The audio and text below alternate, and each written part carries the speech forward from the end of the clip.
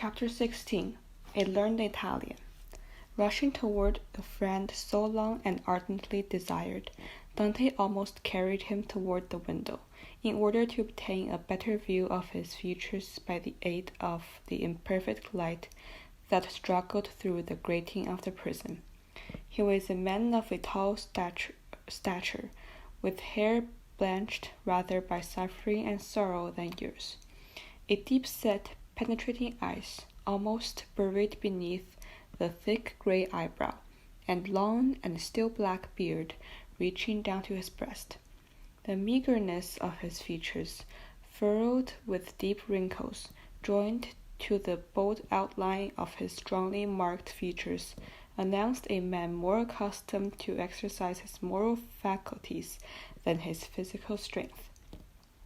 Large drops of perspiration were now standing on his brow, whilst his garment hung about him in such rags as to render it useless to form a guess as to their primitive description.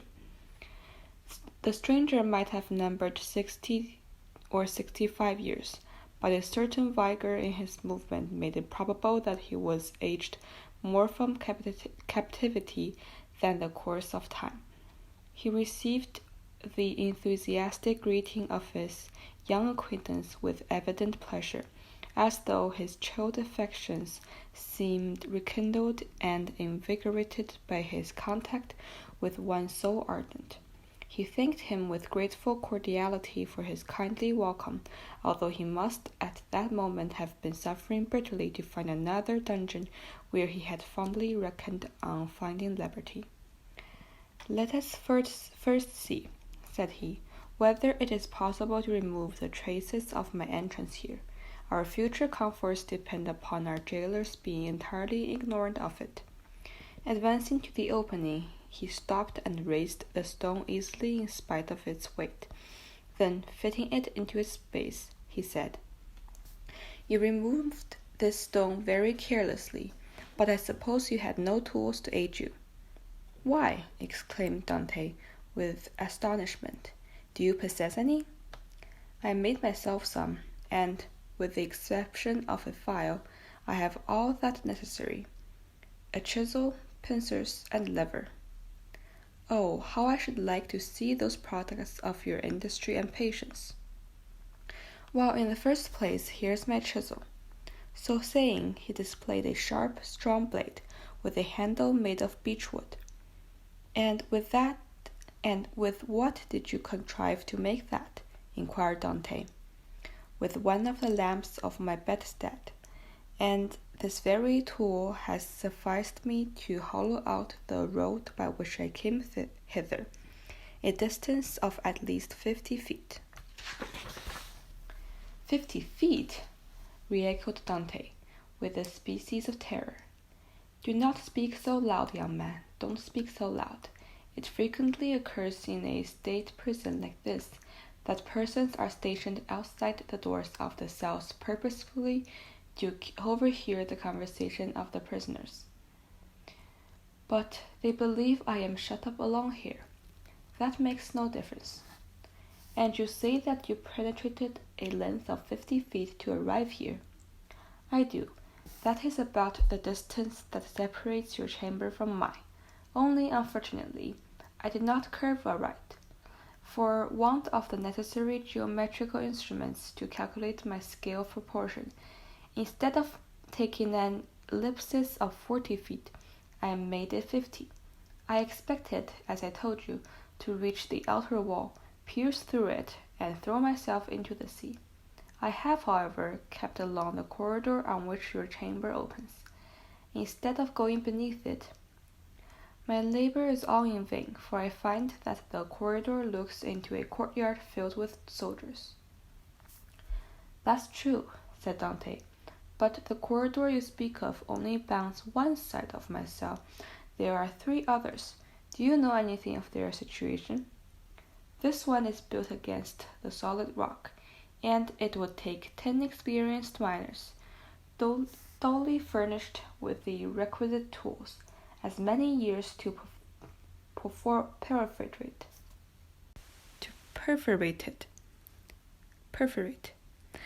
This adjoins the lower part of the government's apartments, and were we to work our way through, we should only get into some lock-up cellars, where we must necessarily be recaptured. The fourth and last side of your cell looks out. Stop a minute, now. Where does it open to? The side which thus excited curiosity was the one in which was fixed the loophole by which the light was admitted into the chamber. This loophole, which gradually diminished as it approached the outside, until only an opening through which a child could not have passed, was, for better security, furnished with 3 iron bars, so as to quiet all apprehensions even in the mind of the most suspicious jailer as to the possibility of a prisoner's escape. As the stranger finished his self-put question, he dragged the table beneath the window. "Climb up," said he to Dante. The young man obeyed, mounted on the table, and, divining the intentions of his companion, placed his back securely against the wall, and held out both hands. The stranger, whom as yet Dante knew only by his assumed title of the number of his cell, sprang up with an agility by no means to be expected in a person of his years, and, light and steady as the bound of a cat or lizard, climbed from the table to the outstretched hands of Dante, and from them to his shoulders.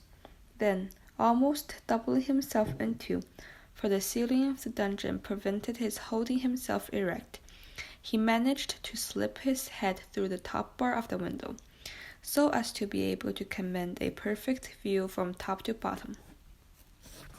An instant afterward he hastily drew back his head, saying, "I thought so," and, sliding from the shoulders of Dante as dexterously as he had ascended, he nimbly leaped from the table to the ground.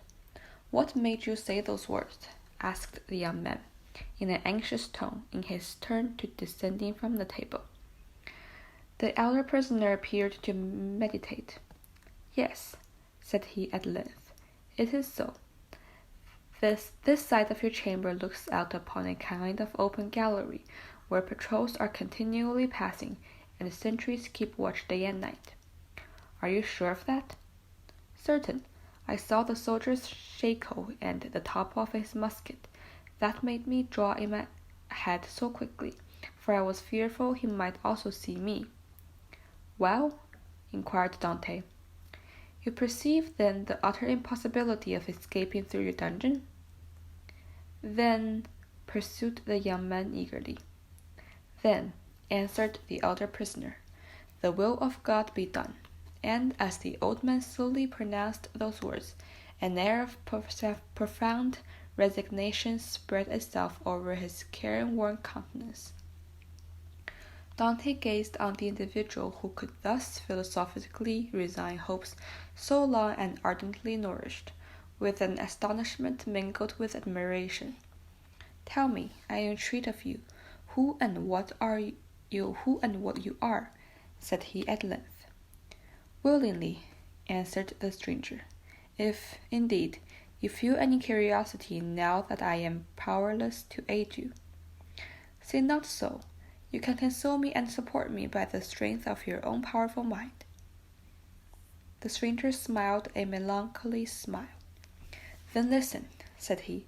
"I am the Abbé Faria, and have been imprisoned in this Château d'If since the year of 1811, previously to which I have been confined for 3 years in the fortress of Fenestrelle. In the year 1811 I was transferred from Piedmont to France. It was at this period I learned that the destiny which seemed subservient to every wish formed by Napoleon had bestowed on him a son, named King of Rome even in his cradle. I was very far then from expecting the change you have just informed me of, namely that 4 years afterward this colossus of power would be overthrown. Then, who reigns in France at this moment? Napoleon II? No, Louis XVIII. The brother of Louis XVI. How inscrutable are the ways of Providence! For what great and mysterious purpose has it pleased Heaven to abase the man once so elevated, and raise up the individual so cast down? Dante's whole attention was riveted on the man who could thus forget his own misfortunes while occupying himself with the destinies of others. But so it was, continued he. In England, after Charles I, came Cromwell. To Cromwell succeeded Charles II, and then James II, who was succeeded by some son-in-law or relation, who became king. Then new concessions to the people, a constitution and liberty. Ah, my friend, said the abbé, turning toward Dante, and surveying him with the kindling gaze of a prophet. Mark what I say. You are young, and may see my words come to pass. That such will be the case with France. You will see it, I say. Probably, even ever I get out of prison. True, replied Faria. We are prisoners, but I forget this sometimes, and there are even moments when a mental vision transports me beyond these walls, and I fancy myself at liberty. But wherefore are you here? Because in 1807 I meditated the very scheme Napoleon wished to realize in 1811. Because, like Machiavel, I desired to alter the political face of Italy, and instead of allowing it to be split up into a quantity of petty principalities, each held by some weak or tyrannical ruler, I sought to form one large, compact, and powerful empire. And lastly, because I fancied I had found my Caesar Borgia in a crowned simpleton, who feigned to enter into my views only to betray me. It was projected equally by Alexandre VI and Clement VII. But it will never succeed now, for they attempted it fruitlessly, and Napoleon was unable to complete his work. Italy seemed fated to be unlucky. The old man uttered these last words in a tone of deep dejection, and his head fell listlessly on his breast. To Dante all this was perfectly incomprehensible. In the first place, he could not understand a man risking his life and liberty for such unimportant matters as the division of a kingdom. Then again, the persons referred to were wholly unknown to him. Napoleon certainly he knew something of, inasmuch as he had seen and spoken with him. But the other individuals alluded to were strangers to him even by name. Pray excuse my questions, said Dante, beginning to partake of the jailer's opinion touching the state of the abbé's brain. But are you not the priest who is considered throughout the Chateau d'If to be ill? Mad, you mean, don't you? I did not like to say so, answered Dante, smiling. Well then, resumed Faria, with a bitter smile, let me answer your question in full. By acknowledging that I am the poor mad prisoner of the Chateau d'If, for many years permitted to amuse the different visitants to the prison with what is said to be my insanity, and, in all probability, I should be promoted to the honor of making sport for the children, if such innocent beings could be found in an adobe devoted like this to suffering and despair. Dante remained for a short time mute and motionless. At length he said, Then you abandon all hope of flight? I perceive its utter impossibility, and I consider it impious to attempt that which Almighty evidently does not approve. Nay, be not discouraged. Would it not be expecting too much to hope to succeed at your first attempt? Why not try to find an opening in another direction to that which had so unfortunately failed? Alas, it shows how little notion you can have of all I have done, if you talk of beginning over again. In the first place, I was 4 years making the tools I possess, and have been 2 years scraping and digging out earth, hard as granite itself. Then, what toil and fatigue has it not been to remove huge stones I should once have deemed impossible to loosen? Whole days I have passed in these titanic efforts, considering my labor well repaid if by night time I had contrived to carry away a square inch of this old cement, as hard as the stones themselves. Then, to conceal the mass of earth and rubbish I dug up, I was compelled to break through a staircase and throw the fruits of my labor into the hollow part of it. But the well is now so completely choked up that I scarcely think it would be possible to add another handful of dust without leading to a discovery. Consider also that I fully believed I had accomplished the end and the aim of my undertaking, for which I had so exactly husbanded my strength as to make it just hold out to the termination of my enterprise. And just at the moment when I reckoned upon success, my hopes are forever dashed before me. No, I repeat again, that nothing shall induce me to renew attempts to regain my liberty, which the will of God has decreed I shall lose forever. Dante held down his head, that his companion might not perceive that the prospect of having a companion prevented him from sympathizing as he ought with the disappointment of the prisoner. The abbé sunk upon Edmond's bed, while Edmond himself remained standing, lost in a train of deep meditation. Flight had never once occurred to him. There are, indeed, some things which appear so impossible that the mind does not dwell on them. To determine the ground for 50 feet, to devote 3 years to a labor which, if successful, would conduct you to a precipice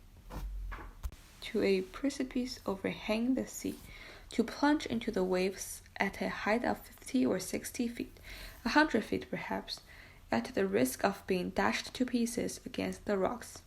Should you have been fortunate enough to have escaped the balls from the sentinel's musket, and even, supposing all these perils passed, then you have to swim for your life a distance of at least 3 miles ere you could reach the shore, were difficulties so startling and formidable that Dante had never even dreamed of such a scheme, but resigned himself to his fate. But the sight of an old man clinging to life with so desperate a courage gave a fresh turn to his ideas, and inspired him with new courage and energy.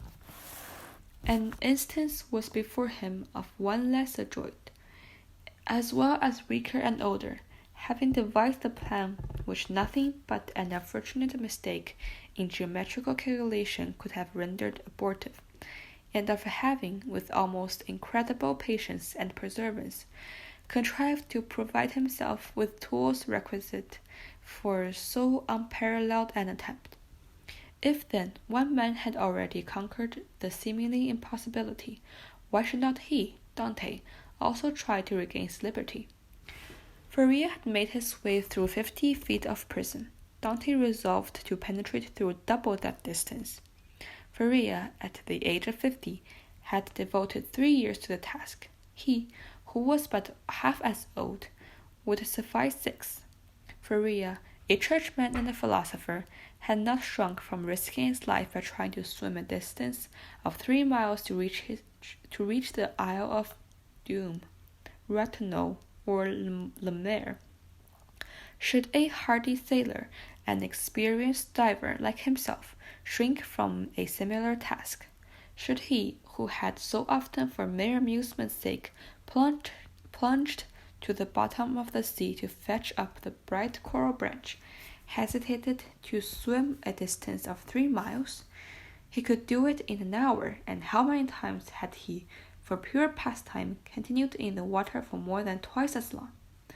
As once Dante resolved to follow the example of his companion, and to remember that what has once been done may be done again.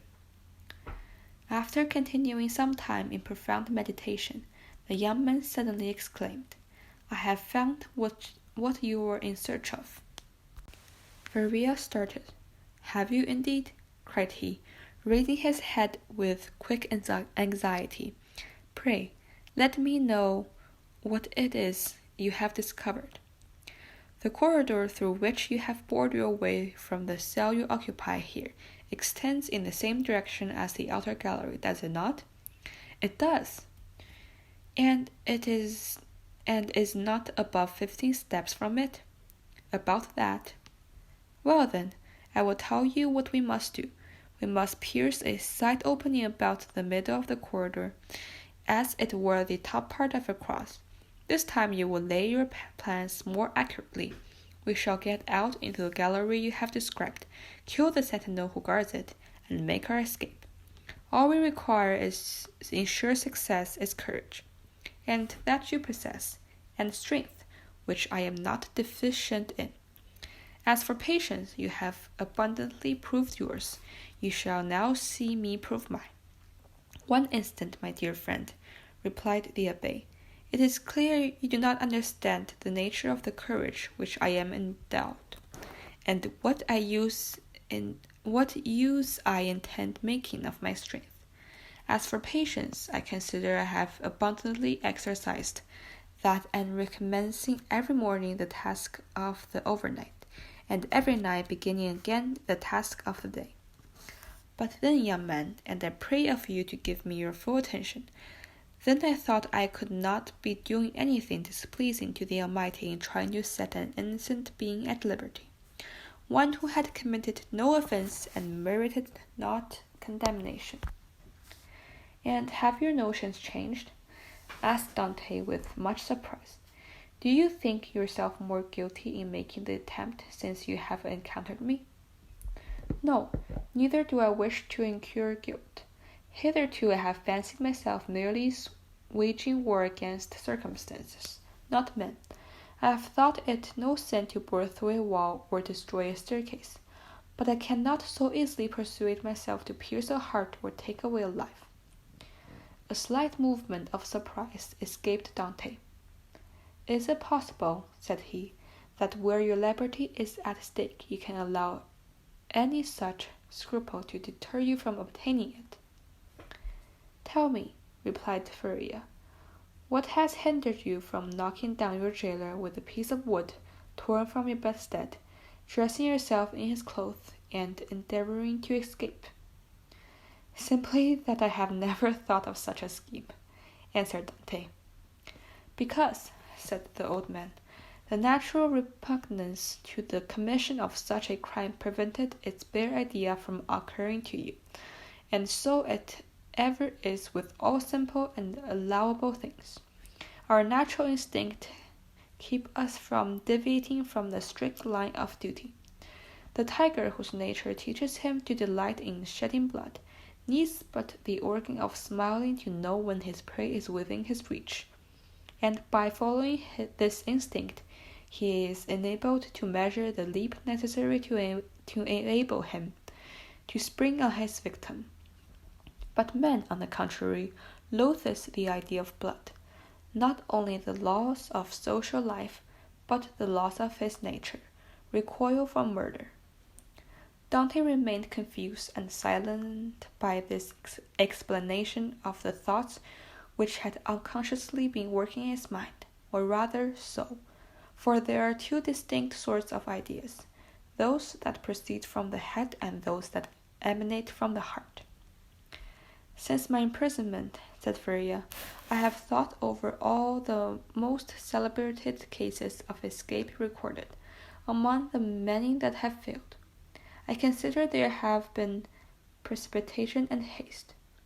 Those escapes have been crowned with full success, have been long meditated upon, and carefully arranged, such for instance as the escape of the Duke of Beaufort from the Chateau de Vincennes, and that the Abbé Dubois from Fort l'Evêque, and Latouts from the Bastille.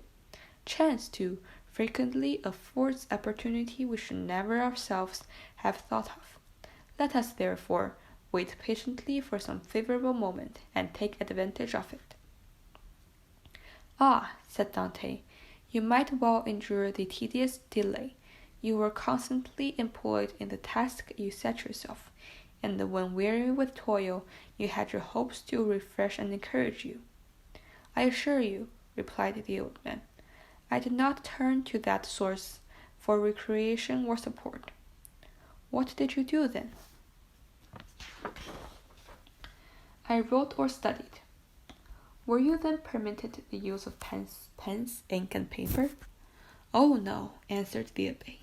I had none but what I made for myself. Do you mean to tell me, exclaimed Dante, that you could make all those things? I do, indeed. Truly say so. Dante gazed with admiration on the abbé. Some doubt, however, still lingered in his mind, which was quickly perceived by Faria.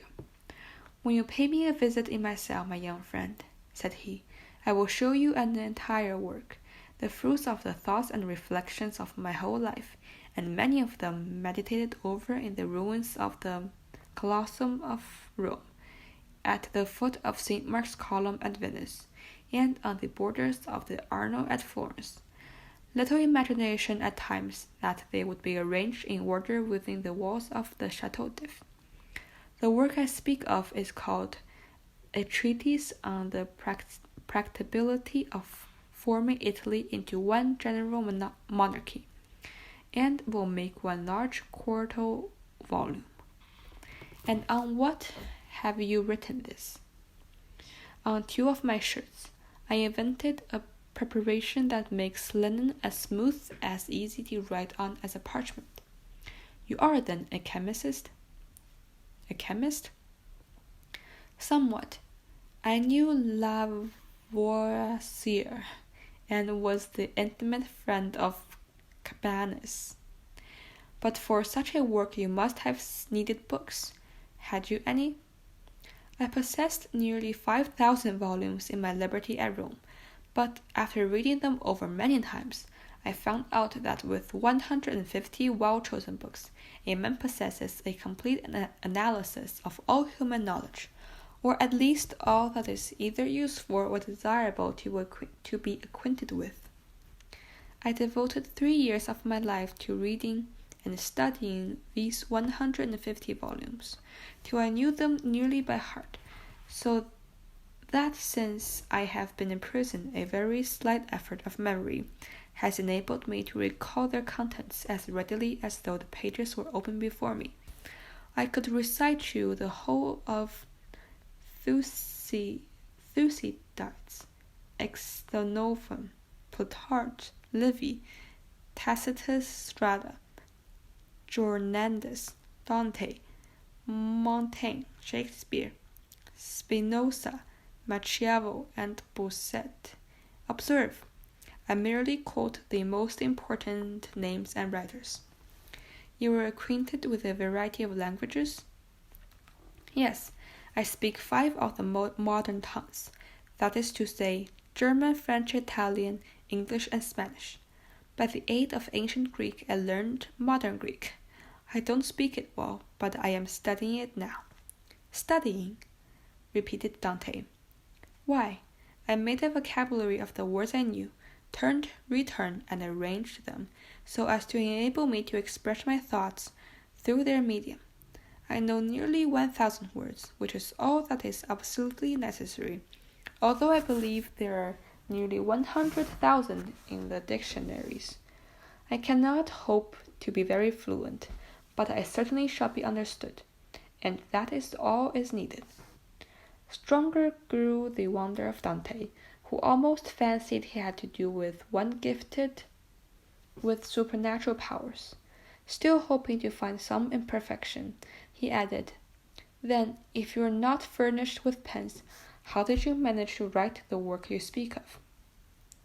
I made myself some excellent ones, which would be universally preferred to all others if once known. You are aware that huge writings are served to us maker days. Well, I selected the cartilages of the heads of those fishes, and you can scarcely imagine the delight with which I welcomed the arrival of each Wednesday, Friday, and Saturdays, as affording me the means of increasing my stock of pence. For I will freely confess that my historical labors have been my greatest solace and relief. While retracing the past, I forgot the present, and while following the free and independent course of historical record, I ceased to remember that I am a prisoner. But the ink, said Dante, how have you procured that? I will tell you, replied Faria. There was formerly a fireplace in my dungeon, but closed up long ere I became an occupant of this prison. Still, it must have been many years in use, for it was thickly covered with a coating of soot. This soot I dissolved into a portion of the wine brought to me every Sunday, and I assure you a better ink cannot be desired. For every important note, for which closer attention is required, I have pricked one of my fingers and written the facts claiming notice in blood. And when, asked Dante, will you show me all this? Whenever you please, replied the abbé. Oh, then, let it be directly, exclaimed the young man. Follow me, then, said the abbé, as he re-entered the subterraneous passage, in which he soon disappeared, followed by Dante.